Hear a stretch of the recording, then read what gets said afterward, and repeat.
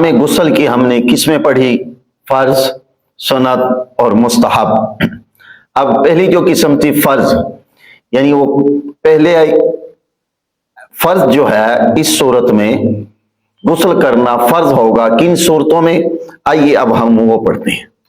Number 1، شہوت کے ساتھ منی کا مقام منی سے ہل جانا۔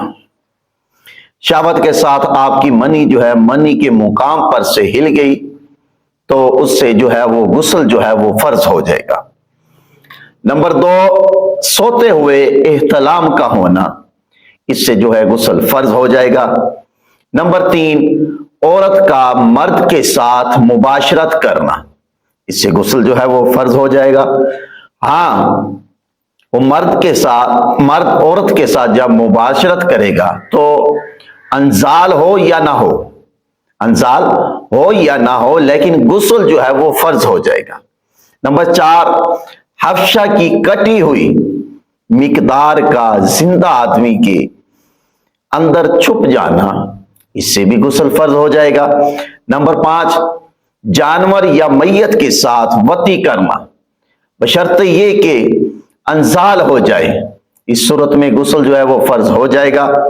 نمبر 6، عورت کا حیض سے فارغ ہونا، ایام مخصوصہ سے جب عورت فارغ ہوتی ہے تو اس سے غسل کرنا جو ہے وہ فرض ہے۔ نمبر 7، بچہ پیدا ہونے کے بعد آنے والے خون کی بند ہو جانے کے بعد عورت پر غسل کرنا فرض ہے، یعنی جسے ہم نفاس کا خون کہتے ہیں۔ بچہ پیدا ہونے کے بعد نفاس کا خون جب بند ہو جائے اس کے بعد غسل کرنا یہ عورت پر فرض ہے۔ ان صورتوں میں غسل جو کرنا ہے وہ فرض ہو جاتا ہے۔ انسان اگر ان صورتوں میں غسل نہ کرے تو بغیر غسل کے کوئی بھی عبادت کرے، کھائے پیے، تو وہ عبادت جو ہوتی ہے وہ گناہ بن جاتی ہے۔ قرآن پاک کو چھونا، نماز پڑھنا وغیرہ، ایسے ہی کھانا کھانا اور بہت سارے امور ایسے ہوتے ہیں جس سے کرنا گناہ ہو جاتا ہے۔